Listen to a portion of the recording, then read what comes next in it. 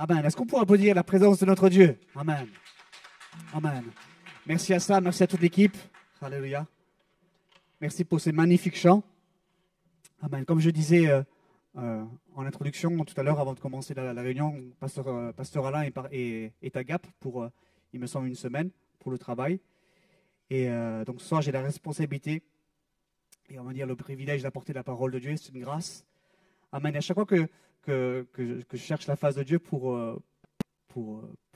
avoir le thème que Dieu voudrait m'inspirer pour le message suivant, en fait, à chaque fois je regarde à la création, comme le message d'année que j'avais fait sur la puissance de l'unité. À chaque fois que je regarde à la création, mais Dieu me révèle, avec toute humilité, Dieu me révèle une chose, en fait. La dernière fois, il parlait de la puissance de l'unité, lorsque Dieu crée toutes choses. Également, lorsque je regarde à la création, cette fois-ci, c'est que tout ce que Dieu a créé est bon, et tout ce que Dieu a créé, tout ce qui vit, toutes les créatures vivantes, la terre y compris, c'est toujours dans un sens qu'il faut pour vivre pour le long terme. Tout ce que Dieu a créé, c'est pour le long terme. Dieu n'a pas créé le soleil pour qu'il puisse disparaître au bout de 2 jours. Ni la lune, ni tous les astres, ni les animaux, ni la plante, ni la terre entière, et ni les êtres humains. Il y a un célèbre homme dans la parole de Dieu, qui est l'homme le plus vieux du monde, c'est Mathusalem. Je me semble que c'est de 969 années, il me semble. Mais Dieu a dit que l'homme, il ne faut pas qu'il vive aussi longtemps, donc 120 ans. Et 120 ans, c'est beaucoup pour une personne. C'est avec moi? C'est beaucoup, hein? Et en fait, quand j'ai pensé à ceci, donc cette révélation, c'est que Dieu, tout ce que Dieu a créé, c'est pour le long terme. Il dit, ça me fait vraiment penser à la marche chrétienne. Dieu nous appelle à marcher sur le long terme.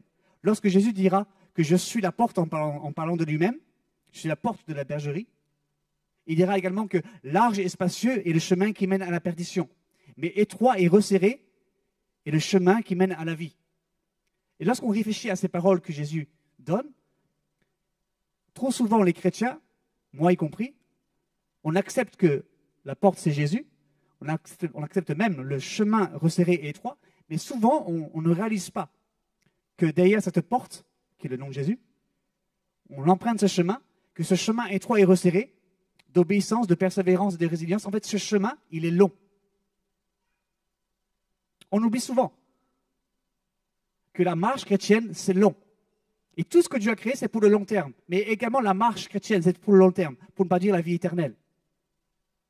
Vous me suivez? Trop souvent, les chrétiens, ils pensent que la vie chrétienne, ouais, c'est juste une histoire d'1 an, quelques mois. Mais en fait, la marche chrétienne, c'est jusqu'à la vie éternelle. Sur cette terre, jusqu'à ton dernier souffle. Et il y a une réalité spirituelle qui est celle-ci. C'est que nous ne pourrons pas marcher sur le long terme avec nos propres forces. C'est impossible. Ce que Dieu demande en tant que disciple de Christ, c'est impossible de le faire avec nos forces humaines, notre intelligence, notre sagesse humaine. Et Dieu y met, pardonnez-moi mon langage, son petit grain de sel. Il donne son Saint-Esprit pour qu'on puisse marcher par l'Esprit. C'est impossible. Impossible de marcher par nos propres forces. Et le titre de mon message de ce soir, c'est « Le disciple de Christ ». Tu peux voir, s'il te plaît? Merci, impeccable. Je ne sais pas si c'était moi ou... Ok. Le disciple de Christ, chef-d'œuvre de Dieu. Je ne sais pas si ça te fait plaisir que je te dise ça, ou plutôt que Dieu te dise que tu es un chef-d'œuvre dans les mains de Dieu. Le roi David dira, je te loue Seigneur, que je suis une créature si merveilleuse. Bon, bien sûr, moi je ne dis pas ça quand je me regarde dans le miroir. Mais c'est une réalité, c'est un constat. Ce que Dieu dit de l'être humain, que Dieu est bon. Lorsqu'il a créé l'homme, il dit que Dieu est bon, que c'est bon. Je te loue Seigneur, que je suis une créature si merveilleuse. Le disciple de Christ, chef-d'œuvre de Dieu. Je crois vraiment, et je mourrai avec cette conviction, que notre Dieu est le divin potier et il façonne le cœur de l'homme pour qu'il puisse marcher sur le long terme. Amen. Et mon premier point est celui-ci. L'œuvre de Dieu en nous. Ce que l'homme ne peut pas faire, Dieu peut le faire. Il faut vraiment une œuvre de Dieu. Amen. Et en tout premier lieu, je veux te dire de la part de Dieu quelque chose, si je peux me permettre. Tout ce qui est appelé à être grand est lent à croître. Tout ce qui est appelé à être grand est lent à croître. Et moi, je veux te dire de la part de Dieu que tu es appelé, que nous sommes appelés à être grands en matière de foi, en matière de stabilité, en matière de pureté. Ce que, au moment où ta conversion, peu importe les années, il se passe beaucoup de choses. Généralement, à la conversion, au moment où tu donnes ton cœur au Seigneur, il se passe beaucoup de choses. Vraiment, c'est un changement de vie radical. Mais il n'y a pas tout qui change.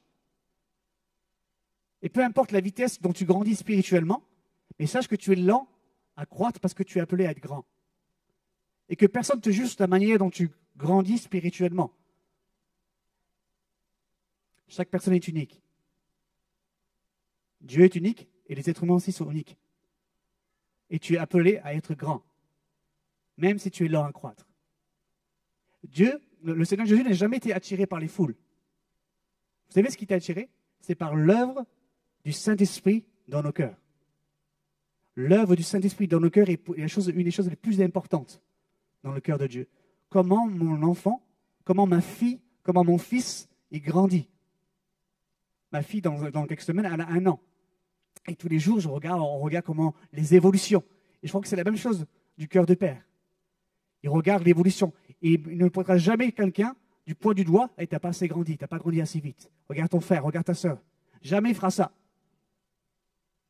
Nous sommes tous appelés à grandir, c'est sûr et certain. Mais Dieu ne nous jugera jamais sur la vitesse de croissance. Mais nous sommes appelés à croître. Amen. Alléluia. Amen. Et l'apôtre Paul, on va dire mon texte fondamental de mon message de ce soir, l'apôtre Paul enseigne l'église de Philippe qu'il a fondée. Il dira ceci, le texte est affiché à l'écran. Philippiens 1, versets 3 à 11. L'apôtre Paul est en prison à ce moment-là. Je dis à mon Dieu ma reconnaissance de tout le souvenir que j'ai de vous.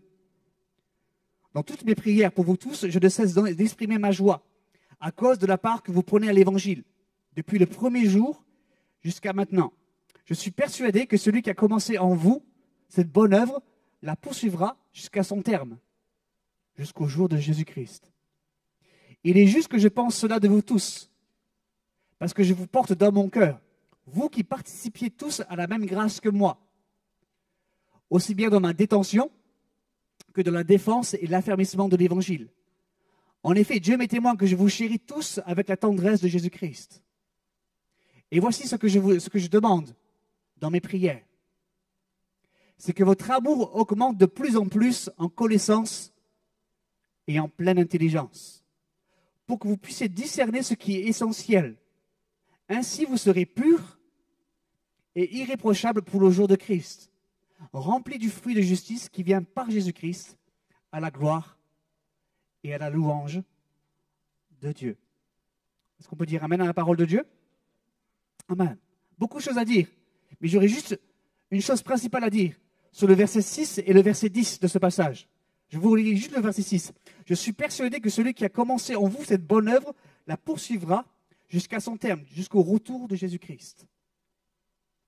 Permets-moi de te dire, mon frère, ma soeur, mon ami, Dieu n'a pas fini avec toi. Dieu n'a pas fini avec toi sur ce qu'il a commencé dans ta vie au moment où tu as donné ton cœur au Seigneur. Dieu n'a pas fini. Et ne pense pas, s'il te plaît, ne pense pas, et moi je ne pense pas, que je n'ai plus rien à changer en moi. Tu es le chef-d'œuvre de Dieu. Dieu doit encore agir en toi. Ne pense vraiment pas que Dieu n'a plus rien à faire de ta vie. Moi, je me suis occupé de lui pendant un temps, je m'occupe plus de lui. Dieu est Dieu. Hein? Il sait ce qu'il fait. Il sait ce qu'il fait. Et ne pense vraiment pas que tu n'as plus rien à faire dans les mains de Dieu pour qu'il puisse te façonner. Pour que tu puisses être pur et irréprochable pour le jour de Christ. En fait, l'objectif de Dieu, la vision de Dieu, c'est de te préparer au jour de ta mort, en fait. Au jour où tu vas rencontrer celui dont tu sers, celui dont tu suis. Il te prépare. L'objectif de Dieu, c'est qu'il te prépare pour que tu sois pur et irréprochable jusqu'à ton dernier jour de vie ou jusqu'au retour de Jésus-Christ, où Jésus-Christ viendra chercher sa fiancée, son épouse. Pour que tu sois pur, comme dit le texte, et irréprochable. Et il veut que tu augmentes, comme dit l'apôtre Paul à l'église de Philippe, en amour et en intelligence spirituelle, en connaissance. Pour que tu sois pur et irréprochable. Il faut vraiment la grâce de Dieu. l'œuvre de Dieu en nous, pour être un disciple de Christ, un chef-d'œuvre de Dieu. Amen? Vous êtes avec moi? Amen. C'est vraiment son objectif. Et en fait, Dieu, il sait que la transformation d'un cœur, que la transformation du cœur de l'homme, c'est compliqué. Il sait. Non pas que c'est compliqué pour lui, parce que nous servons et nous connaissons un Dieu de miracles, un Dieu de l'impossible. Et rien n'est compliqué pour lui. Mais il sait que la transformation du cœur de l'homme, c'est compliqué. Non pas pour lui, mais pour nous. Moi, je connais plein de gens, et je pense que vous êtes d'accord avec moi, plein de gens qui ne veulent pas aller se soigner, qui ne veulent pas aller à l'hôpital, qui ne veulent pas aller chez le médecin, qui ne veulent pas prendre de traitement. Alors que c'est en fait les médecins, tout le corps médical, c'est une bénédiction pour l'homme. Moi, je connais plein de gens, je n'ai pas besoin de citer les gens, mais je connais plein de gens qui ne veulent pas aller chez le médecin. Ils n'ont pas envie d'être soignés. L'hôpital, c'est pas, ah, ça me fait peur, toutes sortes de raisons, valables ou pas valables. C'est entre eux. Et c'est pareil pour le domaine spirituel. Si tu ne te places pas devant Dieu, Dieu ne va pas œuvrer. Dieu pourrait faire ce que tu veux de ta vie. Mais Dieu, dans son amour et sa liberté et son libre arbitre, il ne va pas agir dans ta vie, dans ton cœur, te façonner si tu n'as pas envie. C'est une réalité. Comme les gens qui n'ont pas envie d'aller chez les médecins ou à l'hôpital pour se faire opérer, quoi que ce soit, parce que toutes sortes de raisons. Et je pense qu'il ne faut pas avoir peur de Dieu. Dieu, c'est ce qu'il fait. Dieu est le créateur de l'être humain. Il sait comment nous restaurer et nous réparer. C'est comme le sculpteur. Vous savez, le sculpteur, il prend son marteau, il prend son burin, il prend une matière brute, un rocher, par exemple, ou l'argile, et il tape. Il tape avec son burin. Il faut plusieurs choses pour qu'un sculpteur puisse faire un chef-d'œuvre. Il faut de la patience, il faut du savoir-faire, de l'expérience. Et tout ça, ça engendre du bruit. Quand on tape avec le burin, le marteau, ça fait du bruit. Hein. Pour ceux qui savent c'est quoi faire des travaux, ils savent que faire des travaux, ça fait du bruit. Ça fait de la poussière. Et ça fait mal pour la matière première. Et quand Dieu nous façonne, le chef-d'œuvre que Dieu voudrait faire de nous, parfois ça fait mal. Parce que des fois, Dieu, il monte, il coupe des choses, il casse des choses qui, en fait, qu'on le veuille pas, qu'on le veuille ou qu'on le veuille pas, en fait, ça nous fait du mal. Des choses que parfois on veut garder dans nos vies. Et Dieu casse, Dieu brise, Dieu coupe certaines choses. Mais comme un sculpteur, il sculpte, il tape. Et ça fait bien sûr un chef-d'œuvre. Mais à la fin, ça fait un chef-d'œuvre. À la fin, ça fait un chef-d'œuvre. L'apôtre Paul enseigne aussi, dans 2 Corinthiens 5, verset 17. Si quelqu'un est en Christ, il est une nouvelle créature. Les choses anciennes sont passées. Voici, toutes choses sont devenues nouvelles. Je voulais bien qu'on puisse le relire. Si quelqu'un est en Christ, il est une nouvelle créature. Les choses anciennes sont passées. Voici, toutes choses sont devenues nouvelles. Et là, quand j'ai lu ce passage, il y a quelque chose qui a fait tilt dans ma tête. Les choses anciennes sont passées, voici, toutes choses sont devenues nouvelles. Comme si l'apôtre Paul voulait donner une petite nuance entre les choses anciennes et toutes choses sont devenues nouvelles.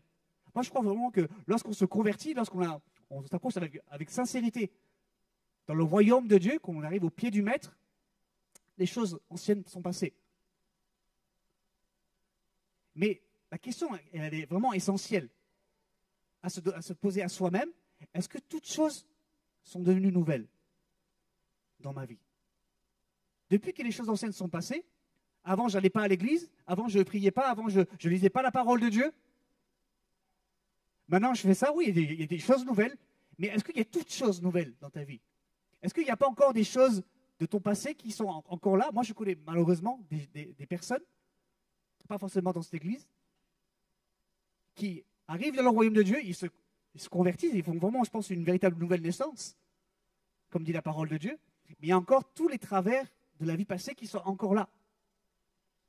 Et donc la question que je pose, c'est est-ce que toutes choses sont devenues nouvelles si tu es en Christ? Est-ce que tu as encore des mauvaises fréquentations? Est-ce que tu es encore sous l'effet d'addiction? Est-ce que tu traites ton corps de la même manière que tu traites ton corps sans Christ? La question qu'il faut se poser, est-ce que toutes choses sont devenues nouvelles depuis que je me suis converti? Non pas que toute chose est parfaite, on s'entend bien. Mais je pense que la nuance que l'apôtre Paul, je pense qu'il fait une nuance, peut-être que je me trompe, pardonnez-moi, que l'apôtre Paul enseigne à travers ce passage, elle est pertinente. Et c'est une question que nous devons nous poser, et l'apôtre Paul enseigne à l'église de Galatie, regardez bien. En effet, dans Galates 5, verset 17, en effet, la nature humaine a des désirs contraires à ceux de l'esprit. Et l'esprit a des désirs contraires à ceux de la nature humaine. Ils sont opposés entre eux, de sorte que vous ne pouvez pas faire ce que vous voudriez. Comme s'il y a vraiment un combat entre la chair qui nous pousse vers le bas, vers le péché, qui nous enveloppe tellement facilement, et de l'autre côté, l'esprit de Dieu qui veut nous façonner avec son caractère de pureté, caractère de consécration. Il y a vraiment une dualité. Et l'apôtre Paul enchaîne juste quelques versets plus loin, un texte très connu, Galates 5, 22. Mais le fruit de l'esprit, c'est l'amour, la joie, la paix, la patience, la bonté, la bienveillance, la foi, la douceur, la maîtrise de soi. Contre de telles attitudes, et là, pardonnez-moi, j'ai eu comme une révélation. Il y a un déco. Comme une révélation sur ce texte-là. Ce texte, on connaît par cœur. Ah, les fruits d'esprit, Galates 5, 22, cache. C'est mémoire, pas de souci. Mais je n'avais jamais percuté, c'est la fin du verset. Contre de telles attitudes, il n'y a pas de loi. Et là, en fait, là, j'ai percuté une chose que j'avais jamais fait spécialement attention. On le sait, mais là, vraiment, c'était littéral. En fait, le fruit de l'esprit, c'est une attitude. Parce que l'apôtre Paul dit, mais le fruit de l'esprit, c'est l'amour, etc., les 9 dons, la foi, la douceur, la maîtrise de soi, contre de telles attitudes. En fait, elle est en train de dire que le fruit de l'esprit, c'est une attitude. Peut-être pour toi, ça ne t'étonne pas. En tout cas, moi, ça m'a fait du bien de savoir ça. En fait, chaque attitude, la manière dont tu parles, ton comportes, en fait, tu fais manger du fruit de l'esprit aux gens qui t'écoutent et qui te voient vivre. En fait, les attitudes que nous avons, c'est l'action visible du fruit de l'esprit. Comment tu te comportes? Vous êtes d'accord avec moi que le fruit, c'est quelque chose qui se mange.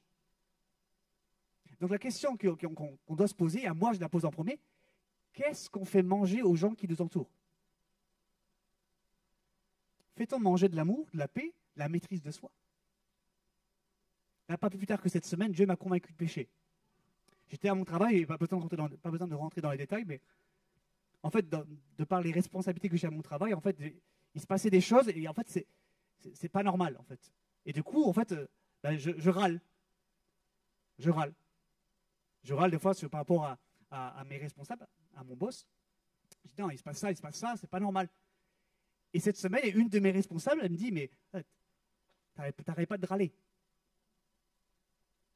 Mais pourquoi j'ai râlé? Mais c'était justifié. Je ne me suis pas mis en colère, mais je râlais. Je ne suis pas un râleur, mais là, je râlais parce que c'était justifié. Et là, Dieu m'a convaincu de pécher. En fait, ma responsable m'a dit, mais tu es toujours en train de râler. En fait, convaincu, mais en plus, ils savent que je suis chrétien. On est loin d'être parfait, on s'entend bien. Mais là, convaincu de péché, mais c'est ça que tu fais goûter aux gens. Tu râles. Mais pourtant, c'est justifié. Mais là, comme une pensée, il m'a dit, mais ne cherche pas à être justifié aux yeux des hommes, mais être juste devant moi. Nous, de par notre façon de penser, on justifie nos attitudes, donc nos fruits de l'esprit. Par notre façon de penser, on justifie nos mauvaises attitudes. Et Dieu m'a convaincu, il fait non, mais ne cherche pas à être justifié devant les hommes. Cherche à être juste devant moi. Vous savez, le fruit de l'esprit, il pousse même en hiver. Le fruit de l'esprit, il doit pousser, il doit être donné aux gens qui nous entourent dans les 4 saisons, tout le long de l'année, H24. L'apôtre Paul ne dit pas que, mais le fruit de l'esprit, lorsque tout va bien pour toi, tu aimeras ton prochain, tu seras rempli de foi, tu seras rempli de maîtrise de soi. Non, l'apôtre Paul ne dit pas ça. Mais le fruit de l'esprit, c'est tout le temps. C'est entre parenthèses, c'est tout le temps. H24, 365 jours par an. Vous êtes avec moi? L'attitude que nous avons, c'est l'action visible du fruit de l'esprit. Amen. Amen. Mais Dieu a une solution. J'arrive à la fin de mon premier point, j'en ai que 2. Dieu a une solution pour l'édification du disciple, pour être un chef-d'œuvre.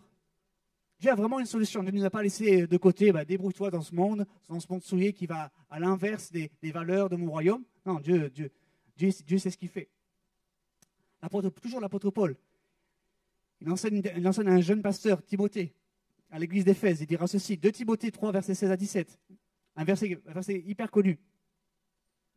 Toute l'écriture est inspirée de Dieu et utile pour enseigner, pour convaincre, pour corriger, pour instruire dans la justice, afin que l'homme de Dieu soit formé et équipé pour toute œuvre bonne. Et là, on connaît tous ce passage-là. Hein. L'écriture est inspirée de Dieu. Si elle est inspirée de Dieu, donc elle est utile pour corriger, pour enseigner, pour convaincre, pour instruire dans la justice et pour être équipé et formé.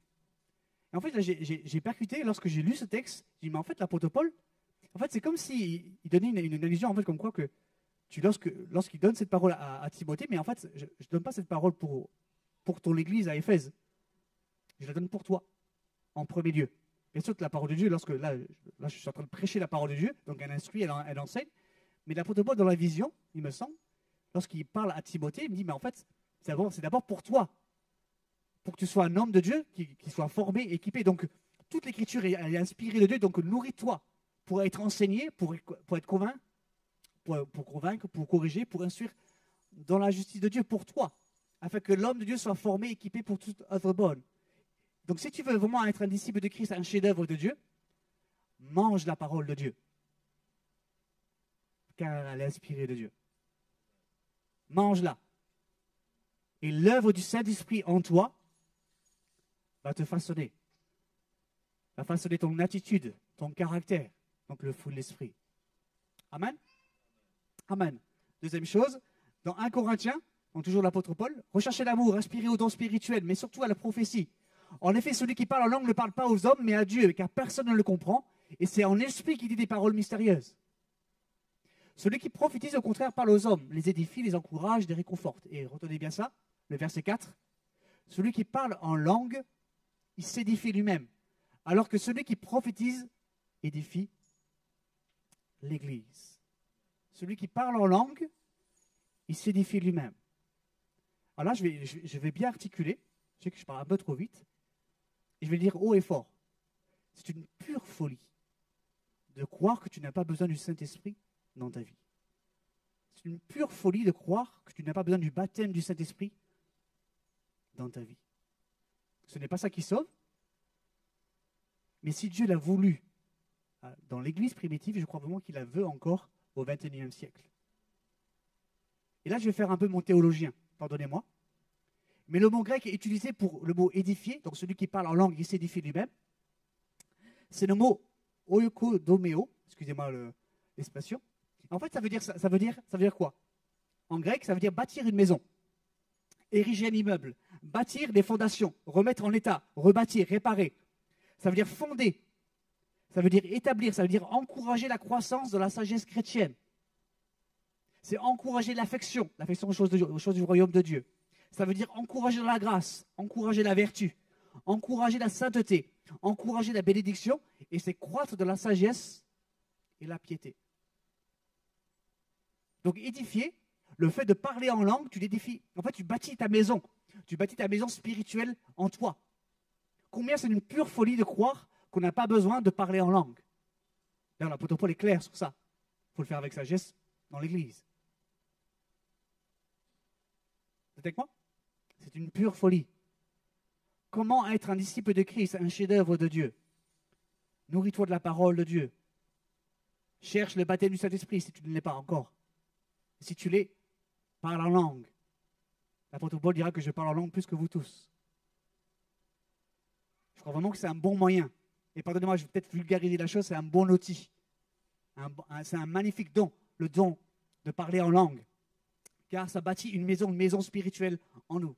Premier point, l'œuvre de Dieu en nous. Deuxième point, il sera beaucoup plus court. La persévérance de l'homme nouveau. Comme je vous ai dit, d'ailleurs, quand on emprunte ce chemin étroit et resserré, il est long le chemin.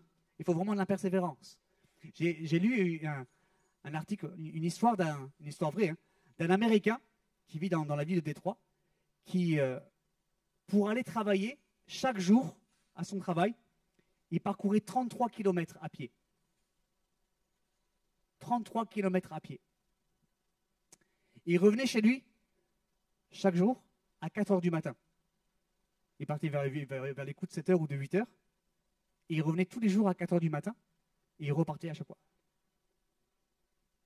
En fait, au début, il allait au travail avec sa voiture. mais sa voiture l'a lâché. Et comme c'était une personne qui n'a pas spécialement beaucoup d'argent avec son épouse, ils n'ont pas pu se racheter une voiture. Donc pour garder son travail, il faisait chaque jour 33 km à pied. 33 km à pied. Et ses collègues de son travail lui disent, mais je ne sais plus comment il s'appelle, bon, bref, peu importe, c'est pas le truc, mais ses collègues de travail lui disent, mais pourquoi tu ne déménages pas? Pourquoi tu ne te rapproches pas de ton travail? Au moins, tu n'auras pas tous ces kilomètres à faire chaque jour. Tu vas te tuer. Et en passant, il avait 56 ans, le gars. Et il a dit, mais moi, en fait, je ne peux pas déménager. Parce qu'on a hérité d'une maison. Et comme on n'a pas beaucoup d'argent, en fait, je ne peux pas, en fait. C'est un héritage avec une grande valeur sentimentale. Mon épouse ne travaille pas. Et je peux vraiment pas. Et en plus, l'endroit de mon travail, en fait, c'est un quartier assez huppé. Donc, je ne peux pas, même après, si je la vends, donc c'est très compliqué. Donc, la seule manière de pouvoir garder mon travail, excusez-moi, c'est de marcher 33 km par jour. Donc ça a fait le buzz sur Internet, il a eu des dons, on lui a acheté une voiture, etc. Bon, c'est une histoire qui se finit bien. Mais quand j'ai lu cette histoire vraie, cet Américain de 56 ans qui marchait 33 km par jour pour aller travailler, je me suis dit, mais c'est trop ça la vie chrétienne. Il y a vraiment une réalité spirituelle. Si tu ne persévères pas dans ta marche chrétienne, tu vas perdre des choses. Tu vas perdre des choses. Le gars, s'il ne persévérait pas à marcher 33 km par jour, il aurait perdu son travail. Il y a beaucoup de choses qui vont avec. Et avec nous, avec la marche chrétienne, c'est la même chose. Si on ne persévère pas dans la marche chrétienne, dans l'obéissance, dans la résilience à marcher avec le Christ selon ses critères, tu vas perdre des choses. Tu vas perdre ton appel, tu vas perdre ta destinée, tu vas perdre le goût à la présence de Dieu. À force, si tu te dérives de la foi chrétienne, de la pureté chrétienne, tu vas perdre des choses. Tu vas vraiment perdre la joie de vivre, le bonheur, la joie du salut, comme dit la parole de Dieu. Si tu ne persévères pas dans la foi chrétienne, tu vas perdre des choses. Tu vas perdre des choses. Vous êtes avec moi? L'apôtre Paul enseigne, juste une chose, pardonnez-moi. Le roi Salomon, le fils de David, a écrit le livre des Proverbes, une partie du livre des Proverbes. Il a écrit également un livre qui s'appelle l'Ecclésiaste. Et le livre de l'Ecclésiaste est connu surtout pour le chapitre 3. Il y a un temps pour tout. Et il y a quelque chose de très pertinent dans ce passage-là, chapitre 3, à partir du verset 1er, jusqu'au verset 6 ou 7. Il y a un temps pour tuer, il y a un temps pour faire vivre, il y a un temps pour toute chose, pour rire, pour pleurer, etc. Et en fait, dans tous ces duos que le roi Salomon a écrit, il n'a jamais écrit il y a un temps pour persévérer, il y a un temps pour abandonner. Ce n'est pas écrit. Comme si dans la vision du roi Salomon, donc, qui est inspiré par Dieu, la notion de persévérance, elle doit être toujours permanente. Il n'y a pas un temps pour persévérer et un temps pour abandonner. Non, dans la vie d'un croyant, c'est tout le temps persévérer. Persévérer à marcher et à honorer le Dieu que nous suivons. Amen. Cette notion de persévérance. L'apôtre Paul enseigne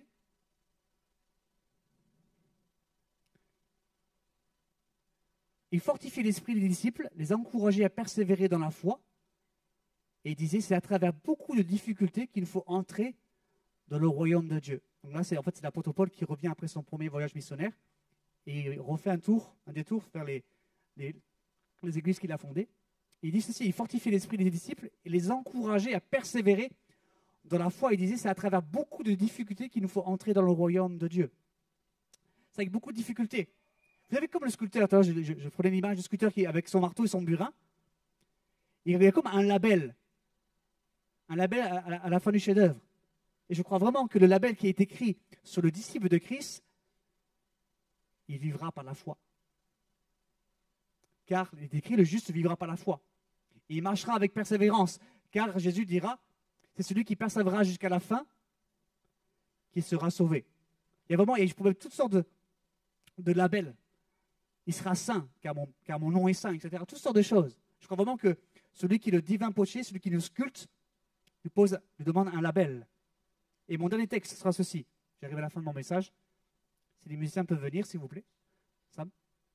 C'est que Jésus enseigne l'église de Philadelphie. Il dira ceci: parce que tu as gardé mon ordre de persévérer, je te garderai aussi à l'heure de la tentation qui va venir sur le monde entier pour mettre à l'épreuve les habitants de la terre. Je ne sais pas si vous avez fait attention à ce qu'il dit. La première phrase. Parce que tu as gardé mon ordre de persévérer. Donc en fait, Jésus, il donne quoi? Est-ce qu'il donne un ordre ou juste une suggestion? Il donne un ordre de persévérer. Et c'est le maître qui parle. Notre maître à tous. Mon ordre de persévérer, je te garderai aussi à l'heure de la tentation qui va venir sur le monde entier. Amen. Amen. Je termine mon message avec cette image. Le Brésil. Est-ce que quelqu'un est déjà allé au Brésil? Bien sûr, Priscilla. Ah, j'aimerais trop. J'aimerais vraiment trop y aller. Tu peux remettre l'image, s'il te plaît, Ruth? Et je crois vraiment que le même, c'est quand lorsqu'on arrive en avion, on le voit, on peut pas le louper. Même de la ville d'en bas, on le voit. On la voit, la statue. On va d'un peu plus près. Tu peux mettre la diapo suivante, s'il te plaît? Je ne sais pas, ça ne marche plus là.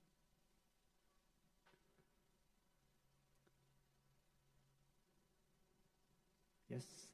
Diapo suivante. Ah, super. On ne peut pas la louper.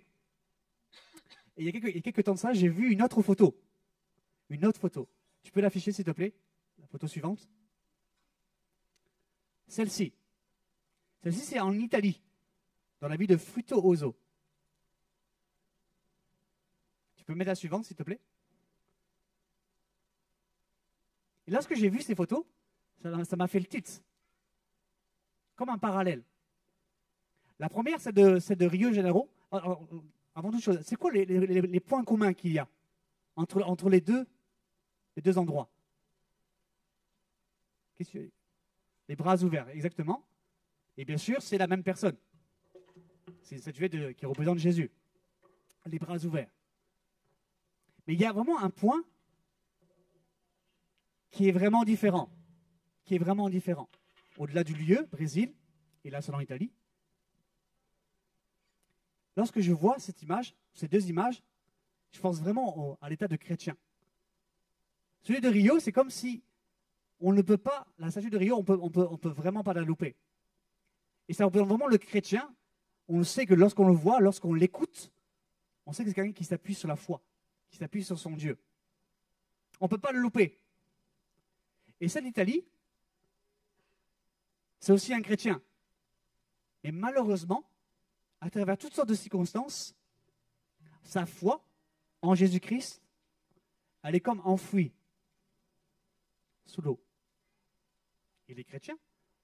Le monde sait qu'il est chrétien, mais sa foi, elle est comme stérile. Elle est comme inexistante. Elle est trop enfouie. Et à tel point qu'il y a tellement il y a des moisissures, des algues sur ce qui représente sa foi. Et ça nous parle vraiment de la persévérance. Comment est l'image de ton Dieu en toi? Est-ce que les gens, lorsqu'ils t'écoutent, lorsqu'ils te voient vivre, est-ce que c'est le grand Rio de Janeiro? On sait sur quoi tu t'appuies, non pas sur tes propres forces, sur ton intelligence, mais plutôt sur le Christ?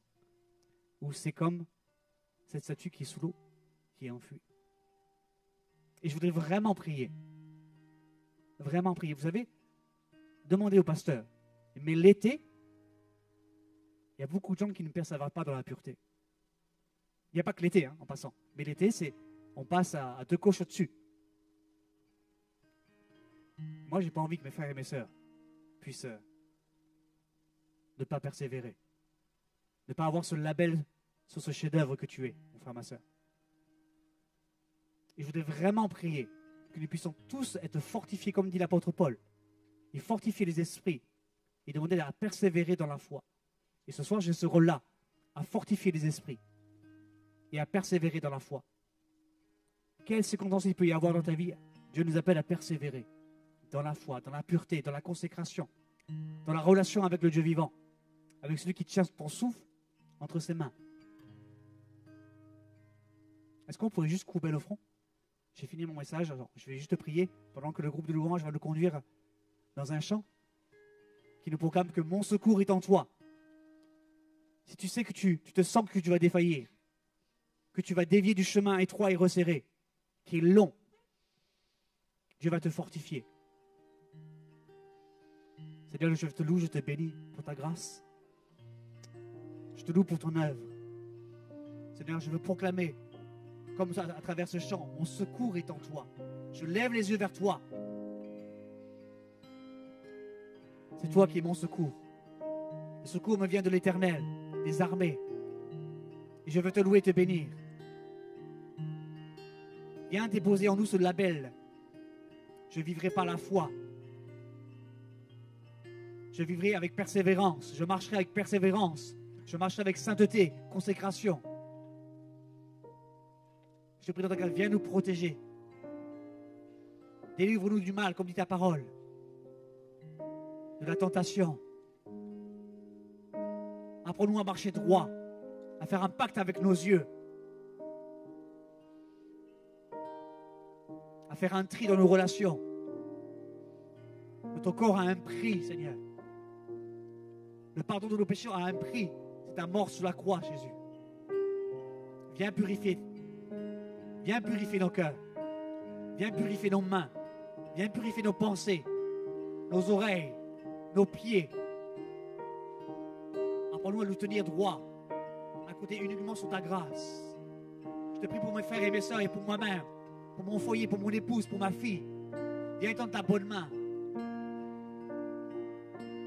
Viens faire ton œuvre en nous.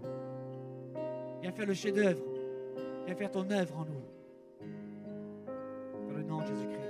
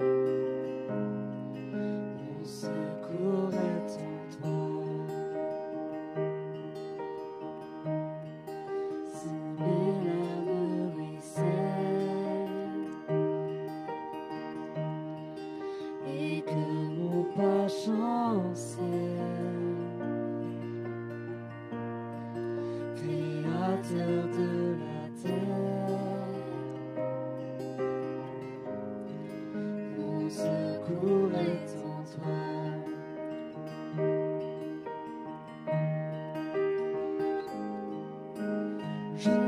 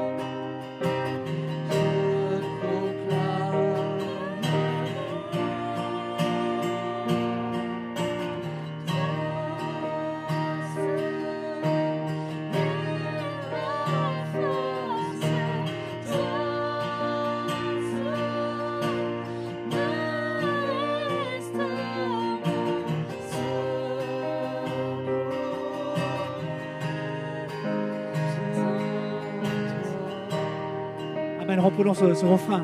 Amen. Toi seul est ma force. Est-ce qu'on pourrait se lever ensemble? On proclame avec foi. Toi seul est ma force. Toi seul me... Amen. Il te restaure ce soir. Proclame avec foi que le secours est en lui. Il va te porter. Là, tu n'as plus de force à marcher, il va te porter. Alléluia, toujours, tu me portes. Toujours, tu me portes. Jamais, tu me donnes mon secours.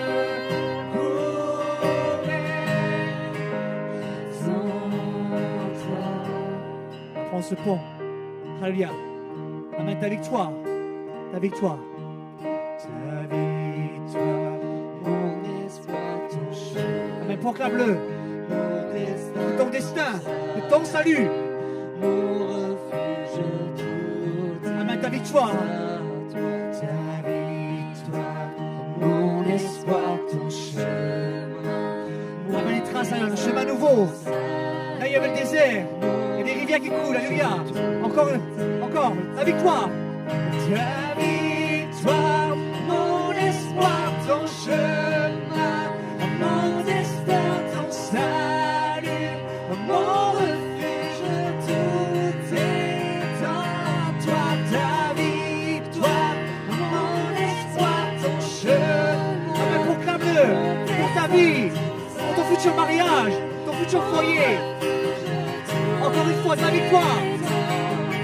Ta victoire, mon espoir, ton chemin, mon destin, ton salut, mon refuge, tout est en toi.